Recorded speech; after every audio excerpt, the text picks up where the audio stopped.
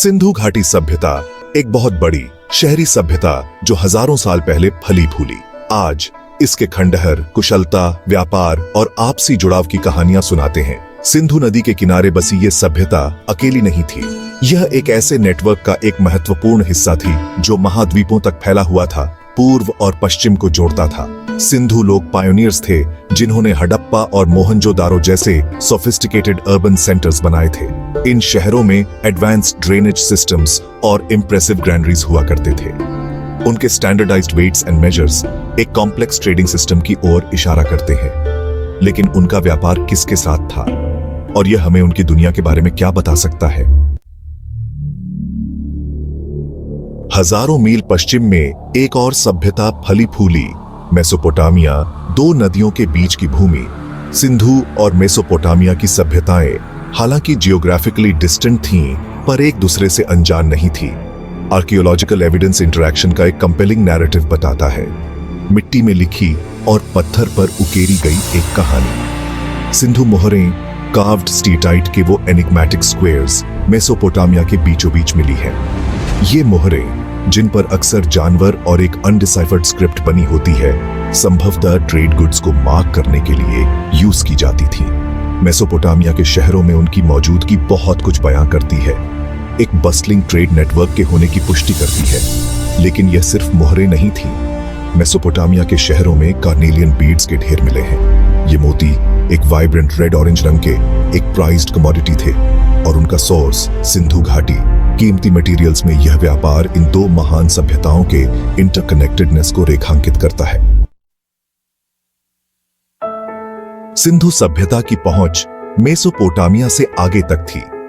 Evidence एक और ancient power मिस्र के साथ पोटेंशियल कॉन्टैक्ट का सुझाव देते हैं। हालांकि मेसोपोटामियाई कनेक्शन से कम डायरेक्ट, मिस्र के साथ इंटरैक्शन की संभावना इंट्रीगिंग है। यह एंशिएंट ट्रेड रूट्स की विशालता की ओर इशारा करता है। हालांकि मिस्र में कोई सिंधु मोहरें नहीं मिली हैं, लेकिन लैपिस लाजुली की मौजूदगी बहुत कुछ कहती है। यह गहरे नीले रंग का जेमस्टोन, जिसे मिस्रवासी बहुत पसंद करते थे, मिस्र का नेटिव नहीं था। इसका ओरिजिन अफगानिस्तान की खदानें, एक ऐसा क्षेत्र जिसके बारे में पता है कि वो सिंधु सभ्यता के साथ इंटरैक्ट करता था। यह एक फैसिनेटिंग संभावना का सुझाव देता है। सिंधु व्यापारी या उनके इंटरमीडियरीज ने लैपिस लाजुली के प्रवाह को नील नदी तक पहुंचाने में मदद की होगी। उत्तर और पश्चिम में सिंधु सभ्यता की सीमाएं डिवर्स कल्चर्स से मिलती थीं। The Persian plateau, the central Asian steppes. ये क्षेत्र हालांकि कम अर्बनाइज्ड, सिंधु दुनिया में एक महत्वपूर्ण भूमिका निभाते थे। वे रॉ मटेरियल्स प्रदान करते थे और व्यापार के लिए कंडुइट्स का काम करते थे। सिंधु शहर सांस्कृतिक आदान प्रदान के क्रूसिबल्स थे। एविडेंस उनके उत्तरी पड़ोसियों से वस्तुओं और विचारों की उपस्थिति की ओर इशारा करते हैं। उदाहरण के लिए पॉटरी स्टाइल्स फारसी पठार से प्रभाव दिखाते हैं। घोड़ों की मौजूदगी, जो सिंधु घाटी के नेटिव नहीं थे, मध्य एशियाई संस्कृतियों के साथ इंटरैक्शन का सुझाव देती है। इन इंटरैक्शंस ने सिंधु शहरों के डायनामिक कल्चरल मिलियू में योगदान दिया। सिंधु लोग सिर्फ जमीन तक ही सीमित नहीं थे। वे कुशल नाविक थे जो अरब सागर में नेविगेट करते थे और फारसी खाड़ी में उतरते थे। एविडेंस खाड़ी क्षेत्र की सभ्यताओं, खासकर डिलमन सिविलाइजेशन के साथ वाइब्रेंट ट्रेड कनेक्शंस का सुझाव देते हैं। डिलमन, जो बहरीन द्वीप पर स्थित था, एक महत्वपूर्ण ट्रेडिंग हब था। यह सिंधु और मेसोपोटामिया के बीच एक कड़ी का काम करता था।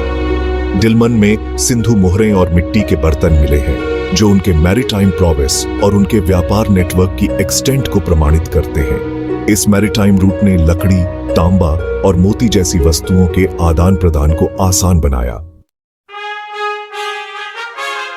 सिंधु घाटी सभ्यता आइसोलेटेड होने के बजाय अपने समकालीन लोगों के साथ डीपली इंटरकनेक्टेड थी। इसकी कहानी मेसोपोटामिया, मिस्र और दूर दराज की संस्कृतियों के साथ इंटरवोवन है।